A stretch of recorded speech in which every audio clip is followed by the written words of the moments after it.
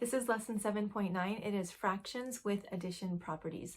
So the two properties that we talk about a lot in this lesson are associative and commutative.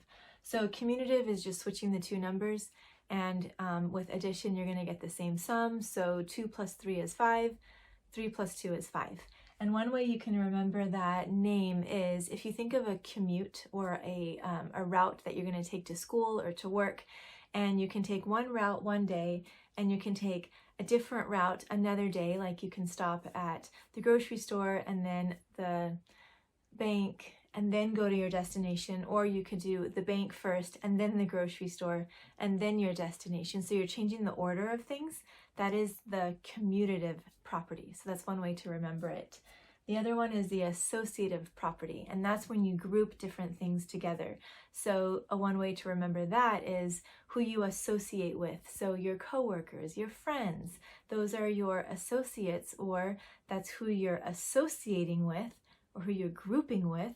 So when you think of that, you can think of the associative property as what's in the parentheses grouped together. And with addition, it's okay to group different things together to make the mental math easier. So without going into fractions, just understanding it, if I have this problem and I want to use the commutative property, I want to look for easy numbers to combine together. So I'm looking for patterns of like 5s, 10s, things I can do with easy mental math. So if I see like a 3 and a 7, automatically I should put those together in my head. So with the commutative property, I can rearrange the numbers. So I could do 23 plus 47 equals 13. And then I'm going to do this math first. So 23 and 47 will be 70 plus 13. And I can do all of this pretty quickly in my head.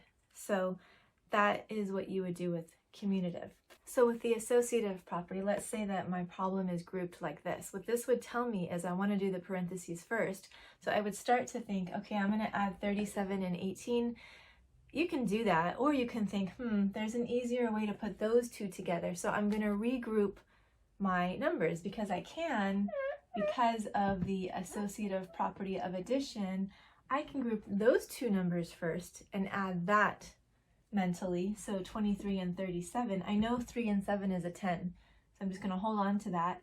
20 and 30 is 50 plus that 10, 60 plus 18, and you can do this pretty quickly in your head. So using these two properties with addition and multiplication, you're able to rearrange the numbers to make the adding easier. You can't learn math by watching, you have to do it. So get a piece of paper and a pencil, pause it whenever you need to, try the problem, and then come back and check it. So write this down, and these are the steps that you would think through as you're solving it. It's a lot of stuff to write down, but once you write it down, it makes the next step pretty quick to do.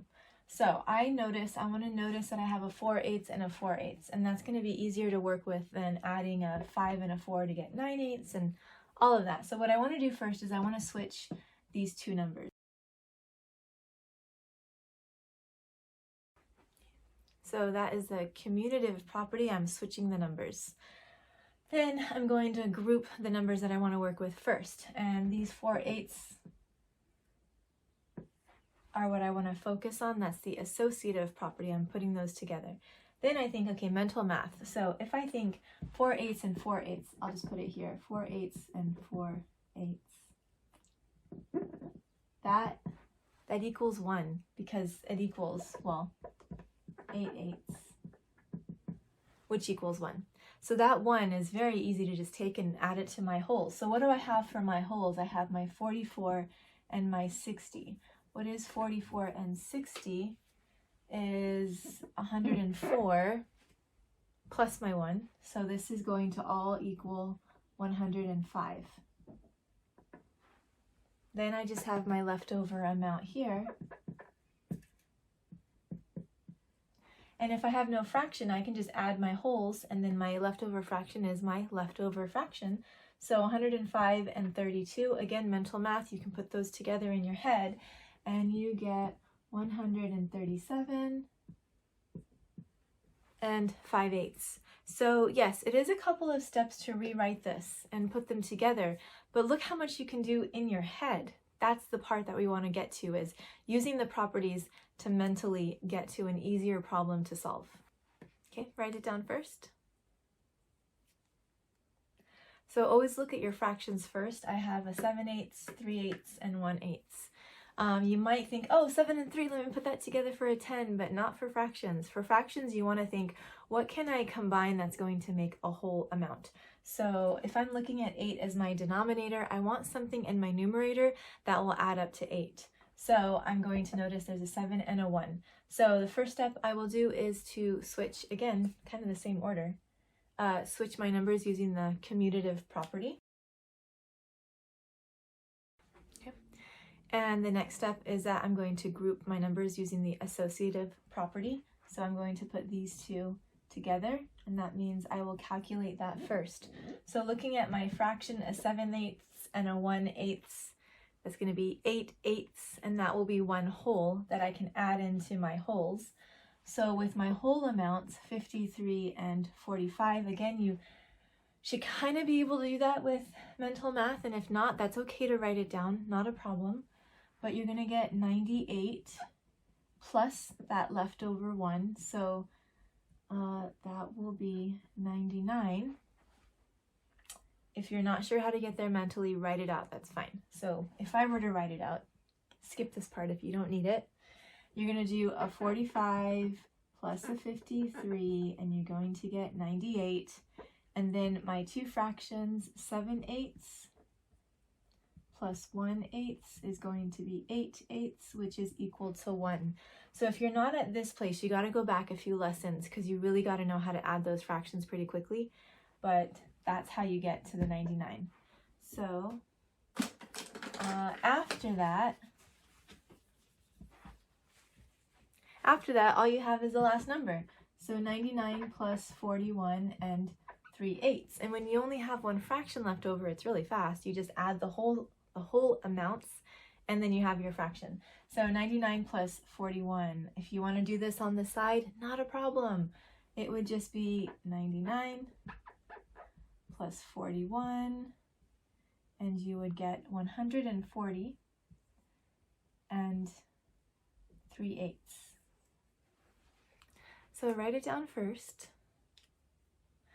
If a problem already gives you a grouping, it doesn't mean you have to solve it that way. You still want to double check, is there anything that I can group that's more, that's easier to group together?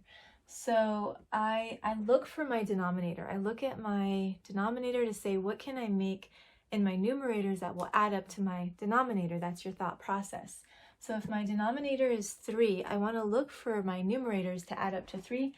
1 and 1 is not going to be the best grouping. So I'm going to rearrange this grouping using my associative property. And what would be a better grouping is this 2/3 and this 1/3. So I'm going to change my grouping using the associative property and then do my mental math. So 1/3 and 2/3 is 3/3, which is 1. So I'll put that over here on the side if you want to write it down. If not, just hold it in your head. 2 and 1 is 3 plus that 1. So all of this in the parentheses is going to be 4 plus what I have over here. And when I have a whole number and a fraction and a mixed number, it's just adding the whole numbers first, is 9. And the fraction is 1/3. Okay. So we'll do one more. So write it down first. I look at my denominator, it's a 6, so I'm looking for my numerators that will add up to that.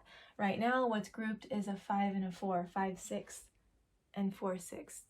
That's not going to be an easy grouping.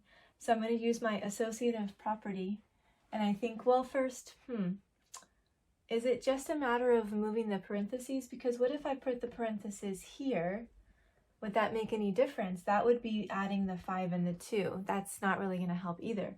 So I'm going to do 2 steps. I'm going to do the commutative first, because what do I see? I see a 4/6 here and a 2/6 there, and that's better to add together. So if I do the commutative property first, I'm switching the numbers. Okay, so now I've switched the numbers. Then I'm going to use my associative property to group the other set of numbers. I want to group these ones together. So I could write it again. I'm just going to move the parentheses over. So instead of it being here, I am now going to group these two together and mentally add those. So 2, 6, and 4, 6. If you're still struggling with doing the adding of the fractions by themselves, you have to go back a couple of lessons, because that should be really fast at this point, where you're doing, you know, automatically a 2, 6 plus a 4, 6 is going to be 6, 6, which is 1. Like all of that, you should be able to do it in your head just by looking at the fractions. So if you're not there yet, go back a little bit. So in your head, you're seeing that these fractions will equal 1. So I just hold that in my head. And then 5 and 3 is 8 plus that 1, which is a 9. And then I just add that to my 5 and 5, 6. I add the whole amounts because there's only one fraction here. So I will get 14 and 5, 6. And that's it.